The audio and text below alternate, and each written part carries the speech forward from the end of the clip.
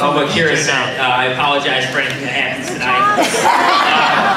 That was a good one. But I'd like to start by introducing myself. My name is Dan Hasty. I'm the brother and best man. All right. I'm pretty loud, so I was trying to, give you a little bit of a buffer there. But yeah, I'd like to start by just, telling you that when Dennis and I grew up, we hung out quite a bit.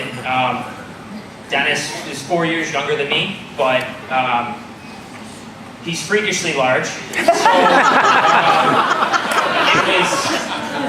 we were 4 years apart, but he was always within 5 pounds and 1 inch of me. So we were kind of rivals despite the age gap.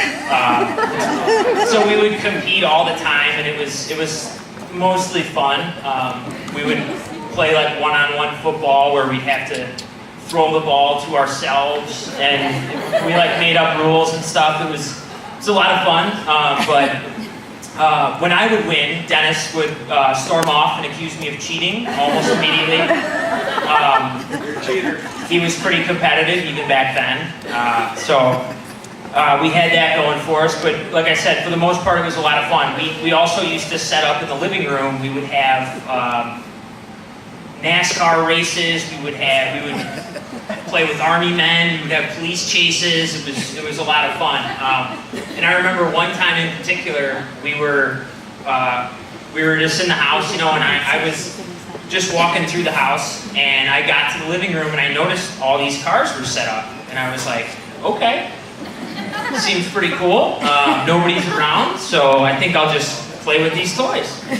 So I get down there and I start playing with the toys. I was 9 at the time, and I'm playing and messing around, and all of a sudden I hear this sound behind me, and then everything goes dark. Well, it turns out that sound was the sound like a 50-pound child makes when they're mostly baby fat, bone, and sinew, and they're leaping off of the top step of the staircase and jumping on your head. So Dennis descends upon me in a flurry of screams, punches, and kicks. And I still don't even know what's happening at this point. A minute ago, I was just playing with my toys. And so then my mom comes running in, and she's screaming, be nice, behave, you guys need to get along and all this. And so I'm starting to come around, now that the cannonball landed on my head and smashed my face into the carpet. I'm starting to figure out what's happening a little bit. I was defending myself pretty poorly, but I was doing my best. And so at the end of it all, I end up getting sent to my room.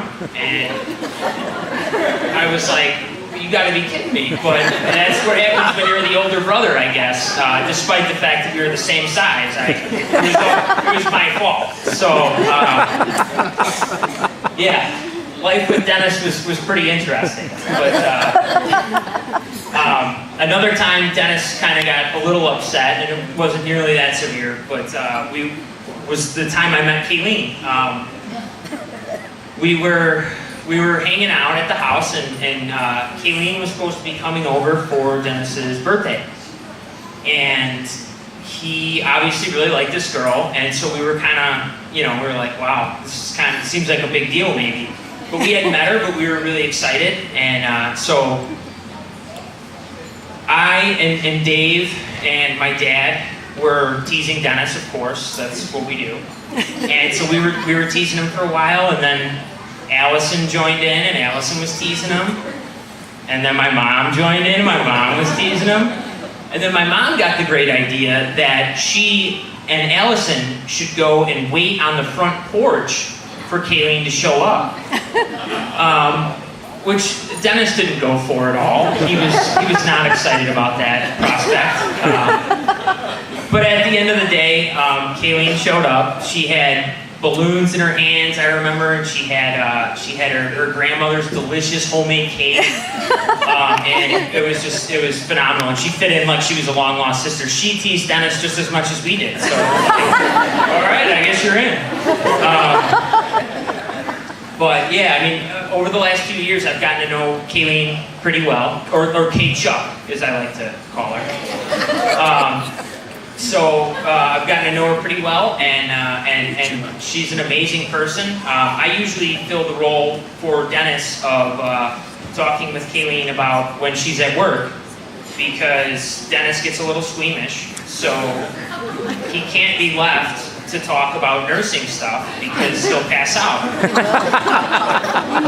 If I gave this mic to Kayleen right now, she could have him passed out in about 30 seconds. Just describing an IV, it would be over in a minute. We kind of made a game of it eventually about how pale we could make Dennis before he stormed out of the room, just by talking about her day at work. Yeah. But Kayleen, you're such a perfect nurse, and I knew you'd be good at that. And I mean, you're so compassionate to others, and you're such a hard worker. I knew that you would be fine. And I remember being at your graduation and being so proud of you. But I know also from getting to know you so well that your true passion is to be a mother. And I have that's probably going to happen sooner rather than later.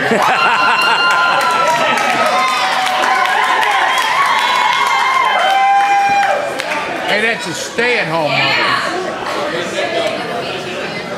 Probably, yeah, they'll probably be me for sure.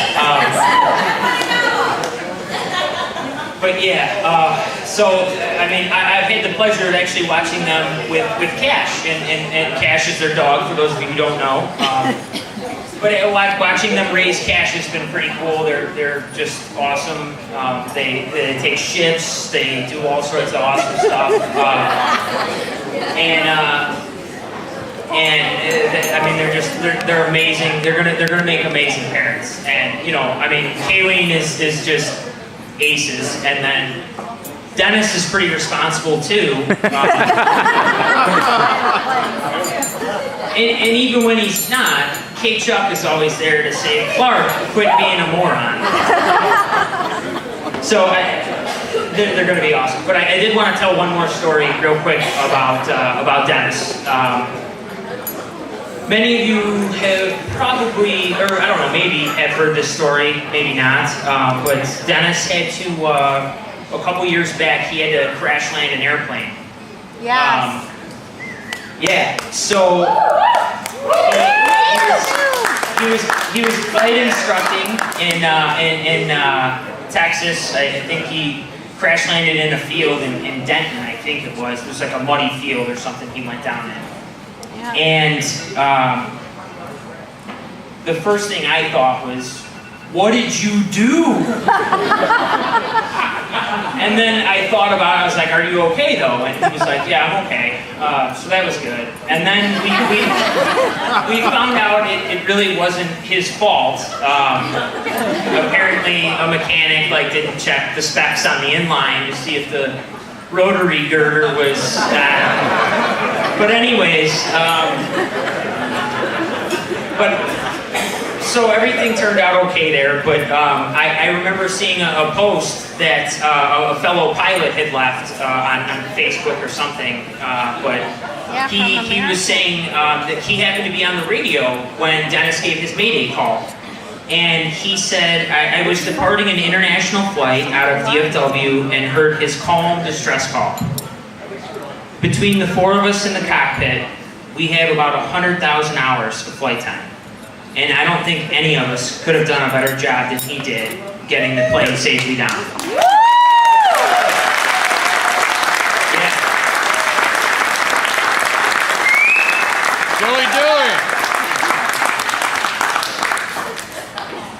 So, as I read this, I was overcome with a sense of pride reading it, but definitely not for the first time.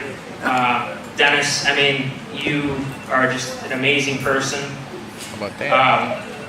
You go after your dreams. I mean, you became a pilot just out of, I think, sheer will.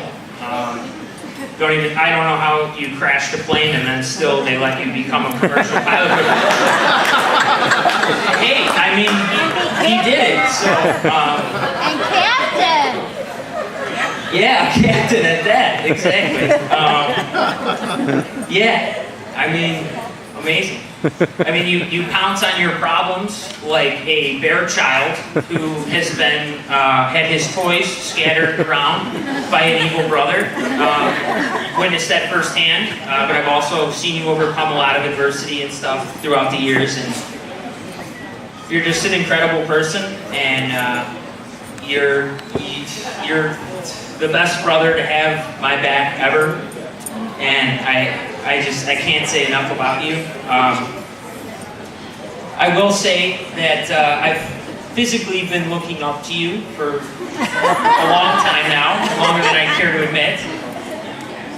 But also, in my opinion, you are the true measure of what it means to be a man, and to be a gentleman, and to be a brother.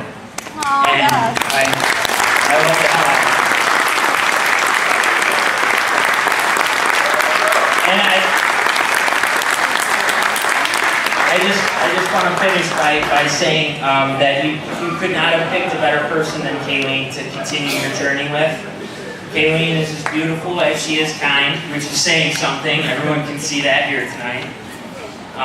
And I mean, you guys are just, I don't know if I can find a better couple. So it's all the best. I wish you all the happiness in the world, and God bless you both.